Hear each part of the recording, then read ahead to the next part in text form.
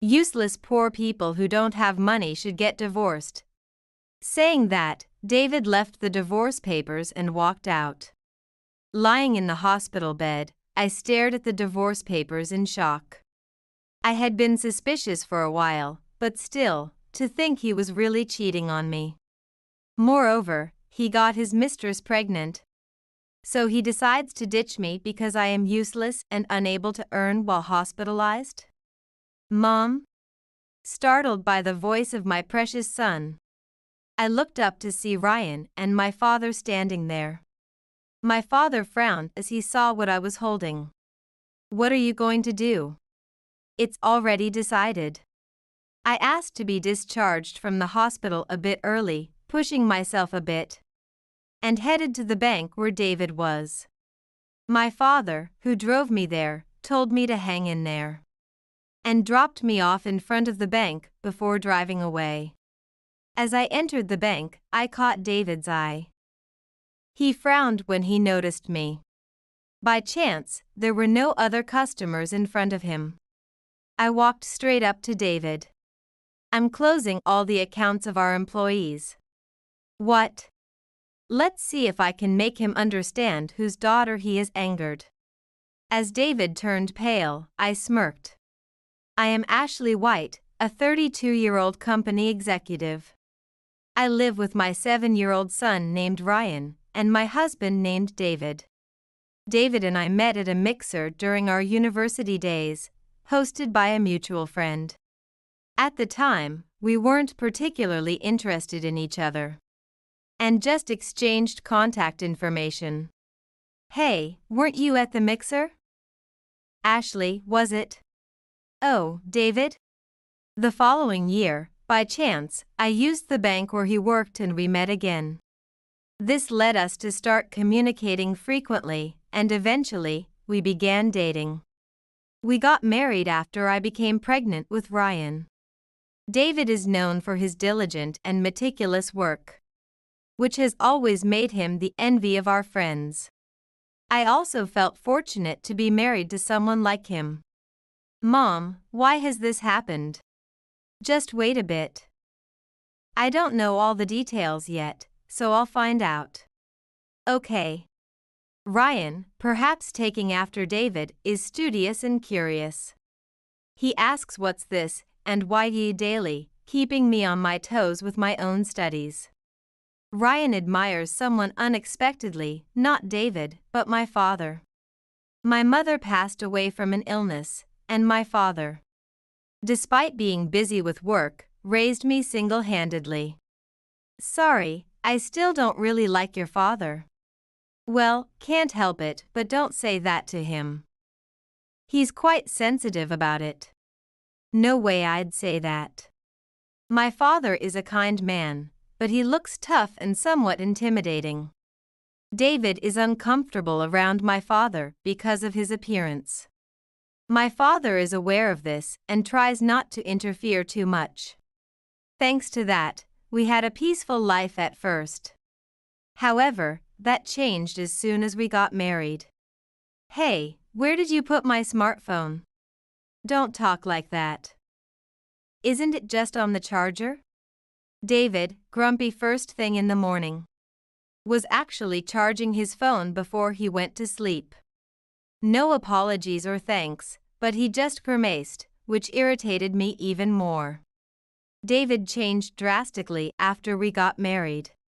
He keeps saying, I'm an elite banker. Thanks to me, you can live a comfortable life. However, he doesn't contribute financially at home. He spends his salary on himself, yet he acts as if he's supporting our household. In reality, I'm the one supporting our family finances, paying for utilities and groceries. Yet, if I take Ryan out for a meal on weekends or buy new clothes, he immediately complains. It seems he can't stand us enjoying any luxuries, no matter how minor. Hey! What's this new outfit? It's Ryan's. His old clothes were getting too small. Don't splurge with my money. I paid for it with my salary. I don't even have your passbook. On the other hand, my father is willing to spare no expense for us. This condo is too small, isn't it? So, I bought the one David wanted to live in. If you live there, I can be nearby without living together. He smiled as he purchased the condo and gifted us the top floor. And he also lived in the same building, ensuring we could call on him if needed. Mom, can I go to Grandpa's? Sure, but even though it's the same building, don't stay too late. Come back before it gets dark. Okay.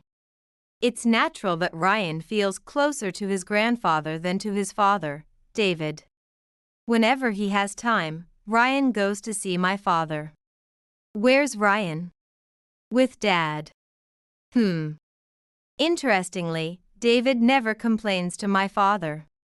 And he tries not to complain about Ryan either, fearing he might tell on him. David only shows his assertiveness towards me. I keep quiet so as not to bother my father. If it's just complaints, I can ignore them.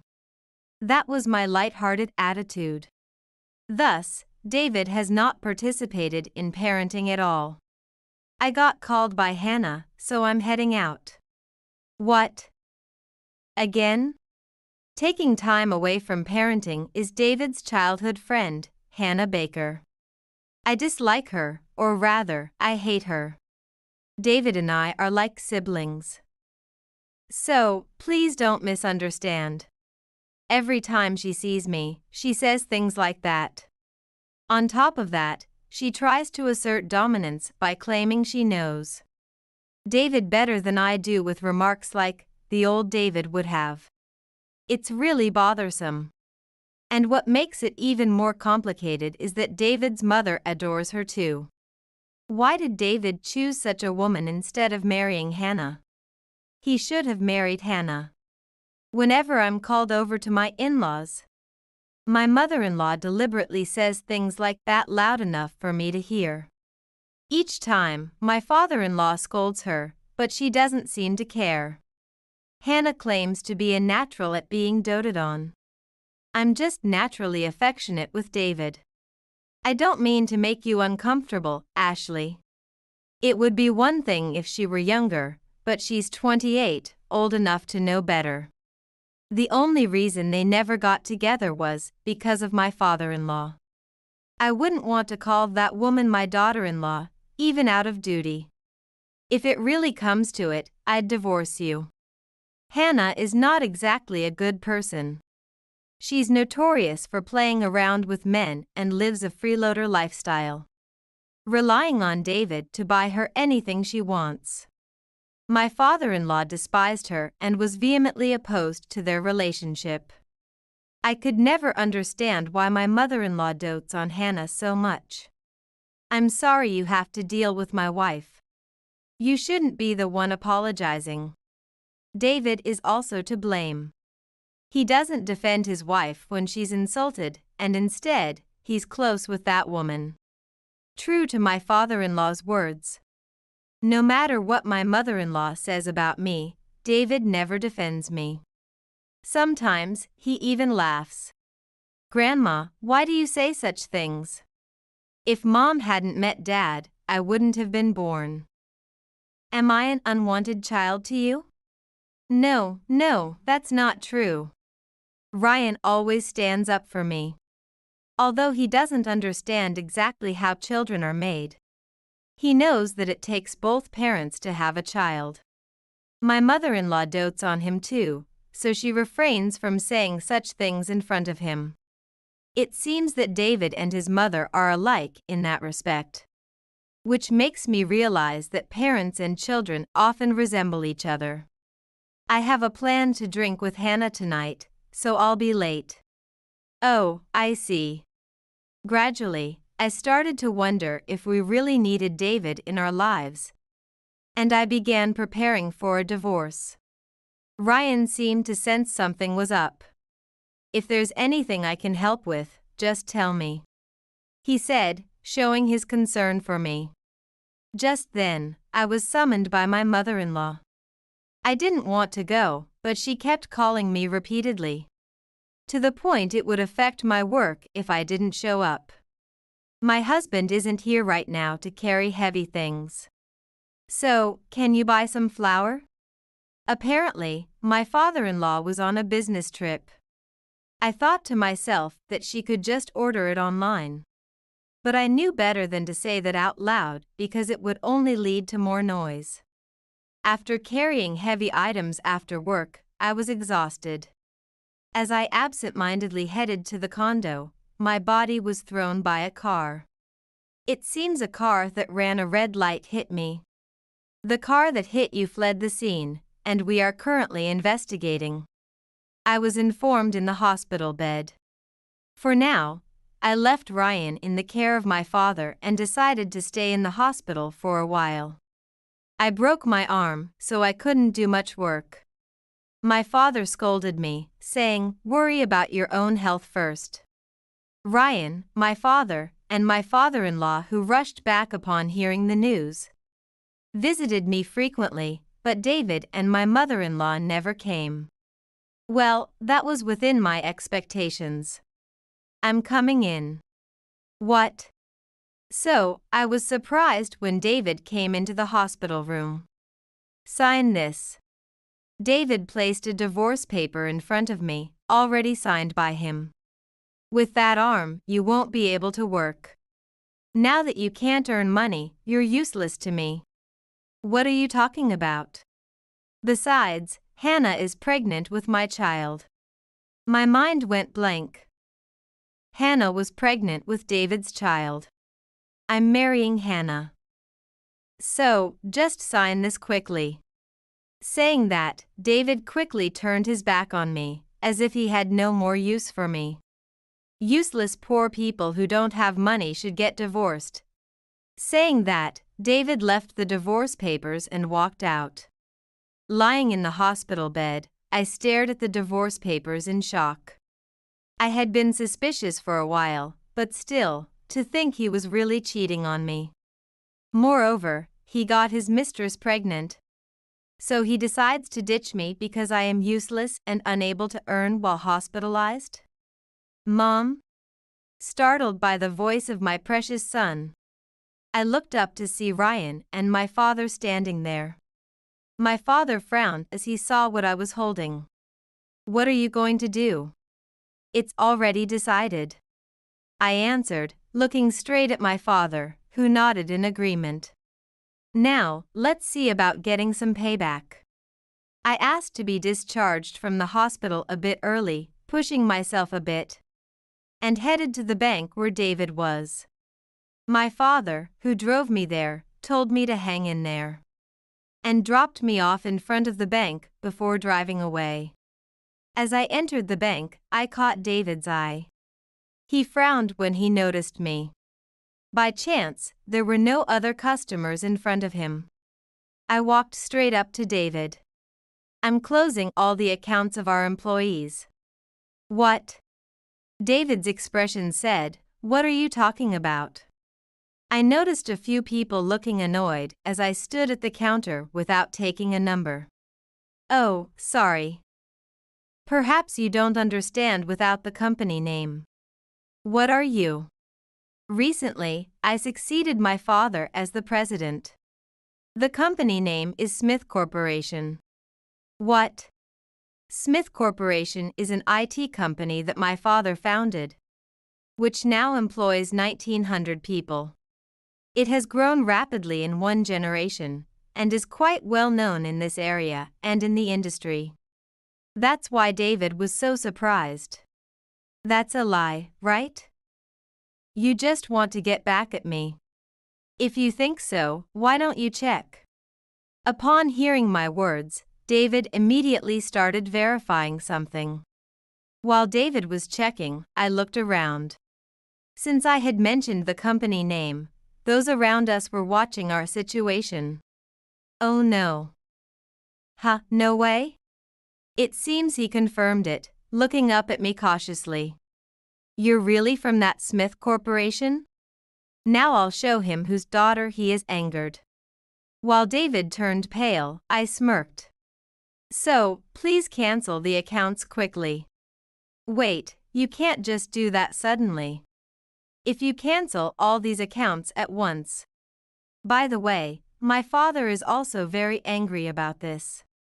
Just pack your things and leave the condo. What? Why do I have to be kicked out?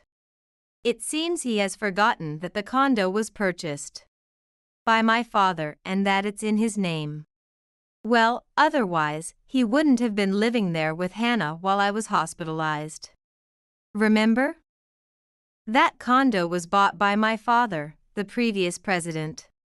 You haven't contributed a single penny, and on top of that, you haven't been paying any living expenses, have you? You're just supporting your childhood friend and mistress, Hannah. In fact, you've been living on my salary alone. Who do you think has been earning the money we live on? That's. And now, because she's pregnant, you expect me to hand over the condo to you and your mistress? How much more are you going to disrespect me? I purposely raised my voice so those around could hear. This, of course, made David panic. After all, he has a reputation for being serious. And here he is, not spending a dime at home but cheating with a childhood friend. The glances around us turned colder. Is that true? Huh? The person who addressed me was the branch manager of the bank.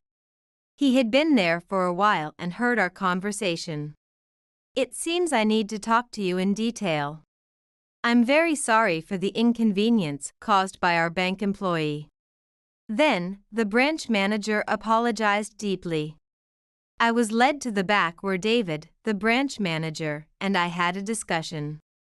There, I explained the situation in detail to the branch manager. I deeply apologize for the inconvenience we've caused. The branch manager sighed heavily and apologized again. And next to him, David, looking displeased, was made to apologize by the manager. I can understand why you wouldn't want to entrust your important money to a bank that employs such a person. If you decide to cancel, we will make the arrangements. I'm no longer his wife. If you agree to one condition, I'll reconsider the cancellation. Both looked up hopefully at my words. It was a good offer for the manager, but the worst possible condition for David. If you fire David White, I will continue to do business with this bank. What? That's natural. I was already planning to fire him. It seemed that the manager had already intended to do so. David initially looked confused, but his face gradually turned red. Just as he was about to say something. Excuse me, but a person claiming to be Ms. Smith's father has arrived. Another bank employee came to us. I had asked the manager to let him in, and David, frustrated, shut his mouth. What? Why do I have to deal with this too? Huh? Mom? David muttered. Sorry, I kept you waiting. My father entered, firmly holding my mother-in-law's arm. Seeing me, she glared at me sharply. This is your doing. What are you planning? Even if I'm your mother-in-law, I'll never forgive you for treating me like this. Silence. When my mother-in-law started shouting, my father, with an even scarier look on his face, sharply rebuked her. Not just my mother-in-law, but even David let out a short cry and fell silent. I know you've been harassing my daughter. You keep calling her for errands and making her buy and carry heavy things. Despite that, instead of thanking her, you say that woman Hannah, who's a mistress, is better in a way that my daughter can hear. And David, instead of defending her, you just laugh. And the child has to stand up for her. My father's angry voice resonated well through the bank. David tried to intervene, but he was silenced by my father's glare. Also, I know that Hannah Baker was the one who ran over Ashley. That woman has already been arrested by the police. No, can't be. Hannah wouldn't do such a thing. What are you surprised about? You're the main culprit. My father scolded her further. Meanwhile, David, not knowing it before, was frozen in shock. You two are the worst kind of a parent and child. Ashley, let's go. Yes. Encouraged by my father, I headed outside. The manager followed us, apologizing repeatedly, thinking that I might continue the contract with this manager. I heard David and my mother-in-law arguing loudly behind us. It seemed they were blaming each other. Their voices were heard outside, and the customers and other bank employees who were present whispered, so what we heard was true. Just as planned. Yes.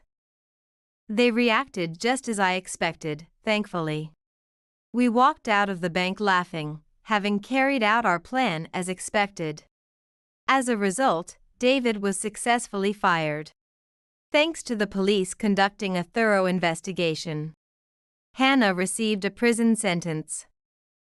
As for my mother-in-law, it was discovered that she conspired with Hannah to arrange the hit and run to get rid of me, and called me out, leading to her being taken by the police and divorced by her husband. Hi, Mom. Hi, Grandpa. Thank you for taking care of Ryan, Mr. White. No problem. It looks like you've settled everything well. After confronting David and my mother-in-law at the bank, I went to pick up Ryan, who I had left in the care of my father-in-law. He had also helped a lot this time, having found evidence that my mother-in-law had incited Hannah to devise a plan to eliminate me, and submitting a note detailing this plan to the police. When I thanked him for all of this, he smiled and said, "You did well." From then on, I became busier than ever. Already busy as a future president and an executive, I now had even greater responsibilities since I had become the president. Meanwhile, my father started a new company. I've been thinking of starting a new company for a while. Saying this, he eagerly pushed the presidency onto me, to show David a thing or two. Therefore, both my father and I became busier, so my father-in-law took care of Ryan. It turns out that my father-in-law's business trip was forced due to my mother-in-law's affair with the boss. He retired early and moved into a vacant room in our condo. I'm studying for remote work now.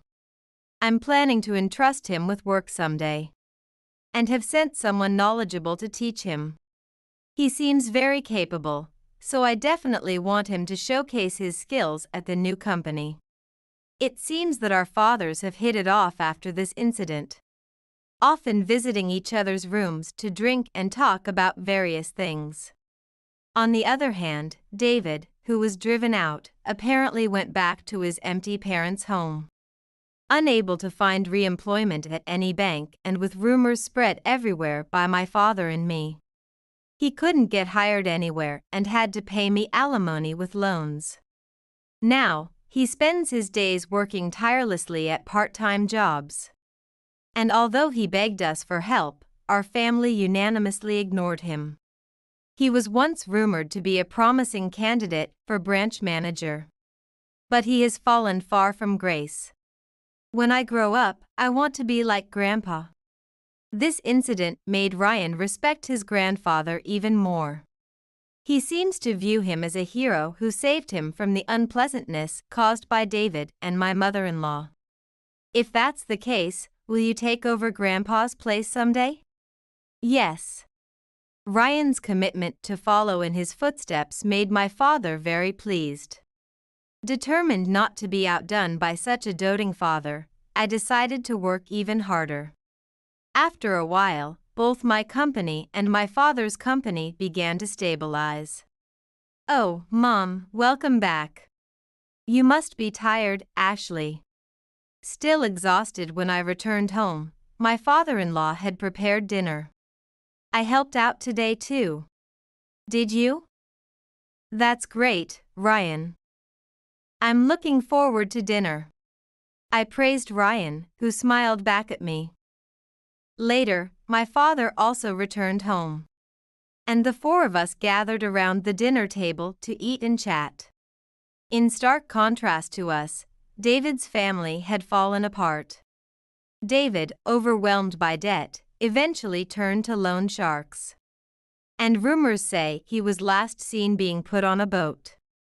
David's family home was sold to pay off his debts, and my mother-in-law, having lost her place to return, was seen living under a bridge by an acquaintance. By the way, I received an apology letter from Hannah's parents. They're good people, so I hope you'll read it. If you say so. According to the letter from Hannah's parents, she had given birth in prison. They took in the child to ensure that after her release, Hannah would not depend on them, moving far away instead. The letter also contained a deep apology to me. Hannah's parents seem like very good people. I truly hope the child grows up resembling the grandparents rather than the parents. Thus, Hannah now also has no place to return. I hope she contemplates her actions alone in her solitude. Years later, we no longer suffer from David's presence, almost forgetting he was ever a father. It seems Ryan vaguely remembers, but he dismisses any relation as irrelevant. We, too, have entirely forgotten their existence. I've decided to take over Grandpa's company after all. If that's what you've decided, I won't oppose it. Ryan chose to succeed in my father's company, a toy company. Starting as an ordinary employee, Ryan, who is valued for his continuous stream of ideas, might take over the company sooner than expected. Maybe it's time I handed over the company to Ryan. My father laughed at the thought. He plans to retire to the countryside once he entrusts the company to Ryan.